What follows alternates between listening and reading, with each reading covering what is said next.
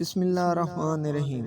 السلام علیکم دوستوں، میں اپنے چینل سید علی اسلامک پر آپ کو دل کی گہرائیوں سے خوش آمدید کہتا ہوں۔ دوستوں، جو آج کہانی میں آپ کو سنانے جا رہا ہوں وہ بہت ہی دلچسپ اور مزیدار ہے۔ پہلے زمانے میں ایک بادشاہ تھا۔ وہ شکار کے ارادے سے نکلا تھا کہ اس دوران اس کی نظر ایک خوبصورت لونڈی پر پڑی اور بادشاہ پہلی نظر میں اس پر عاشق ہو گیا۔ لہٰذا اس نے اس لونڈی کو خرید لیا اور خدا کی قدرت کہ وہ لونڈی بہت جلد بیمار پڑ گئی۔ معالجوں کو طلب کیا گیا تاکہ لونڈی کا علاج معالجہ ممکن ہو سکے۔ معالجوں نے کہا کہ ہمارے پاس ہر مرض کا شافی علاج موجود ہے، لیکن انہوں نے ساتھ انشاءاللہ کہنا گوارا نہ کیا۔ لہٰذا اللہ تعالیٰ کو ان کا یہ رویہ پسند نہ آیا اور اللہ تعالیٰ نے ان کے علاج کو اپنی شفا سے محروم رکھا اور ان کے علاج معالجے سے کچھ وصول نہ ہوا۔ بادشاہ کی حالت غیر ہونے لگ گئی، ادھر لونڈی بھی بیماری کی وجہ سے لاغر ہونے لگی۔ معالج علاج سے معذور ہو چکے تھے۔ یہ جان کر بادشاہ نے ایک مسجد کا رخ کیا اور خدا کے حضور سجدہ ریز ہو گیا اور اس کی تعریف و توصیف سر انجام دینے لگا اور رو رو کر اس سے فریاد کرنے لگا۔ رحمت خداوندی جوش میں آئی۔ ادھر بادشاہ بارگاہ الہی میں روتے روتے بے حال ہو کر نیند کی آغوش میں جا پہنچا تھا۔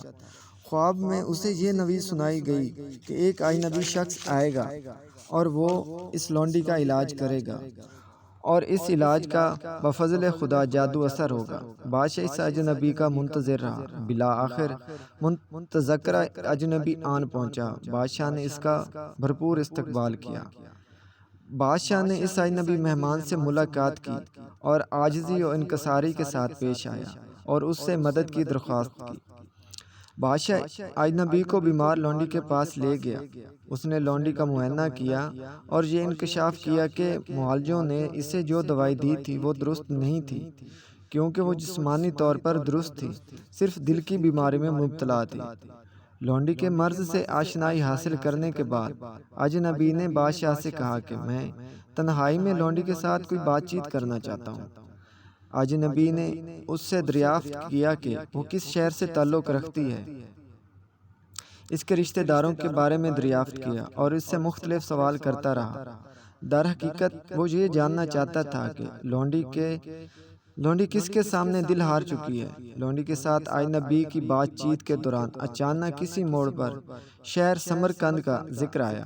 اس شہر کا نام سن کر لونڈی نے ایک ٹھنڈی سانس لی اور اس کی آنکھوں سے اشک بہنے لگے۔ اس نے اپنی داستان سناتے ہوئے کہا کہ اس شہر میں ایک تاجر نے مجھے ایک امیر کبیر سنار کے ہاتھوں فروخت کیا، جس نے مجھے 6 ماہ اپنے پاس رکھنے کے بعد دوبارہ فروخت کر دیا۔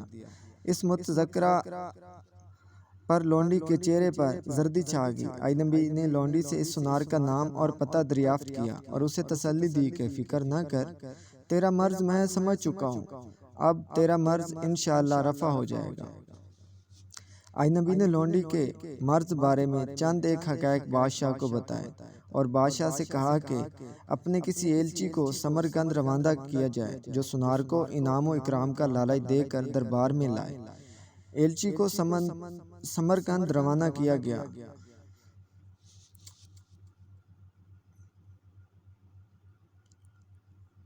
بادشاہ نے 2 ایلچی سمرقند روانہ کیے جو اس سنار تک جا پہنچے اور سنار کے فن کی تعریف کرنے لگے۔ بادشاہ کی جانب سے کچھ انعام و اکرام، سونا چاندی اسے پیش کیا گیا اور اسے اپنے ساتھ چلنے کے لیے کہا گیا۔ وہ بیوی بچے، کام کاج، شہر اور گھر بار سب کچھ چھوڑ کر ان کے ساتھ چل پڑا۔ اسے بادشاہ کے حضور پیش کیا گیا، اس کی قدر و منزلت سر انجام دی گئی اور اسے ڈھیروں سونا دے کر شاہی زیورات اور ظروف سازی کی ہدایت کی گئی۔ اجنبی نے بادشاہ کو مشورہ دیا کہ لونڈی اس سنار کے حوالے کر دی جائے۔ لہٰذا بادشاہ نے لونڈی سنار کے نکاح میں دے دی۔ اس دوران اجنبی نے سنار کے لیے ایک ایسا شربت تیار کیا جس کے 6 ماہ کے استعمال کے بعد اس کا جسم نہ صرف کمزور بلکہ بدصورت بھی ہو گیا اور رنگت زرد پڑ گئی۔ اس کی خوبصورتی ذیل ہو چکی تھی جس پر وہ لونڈی عاشق تھی، اور اس کی خوبصورتی ذیل ہونے کے ساتھ ساتھ لونڈی کا عشق بھی رفو چکر ہو گیا۔ سنار موت سے امکنار ہو گیا۔ آج نبی کے ہاتھوں سنار کی ہلاکت مسلط خداوندی تھی۔ آج نبی نے اسے کسی خوف کی بنا پر یا کسی امید کی بنا پر بادشاہ کی خاطر ہلاک نہ کیا تھا، بلکہ مسلط خداوندی کے تحت ہلاک کیا گیا تھا، کیونکہ اسے ایسا کرنے کا حکم بذریعہ الہام ہوا تھا۔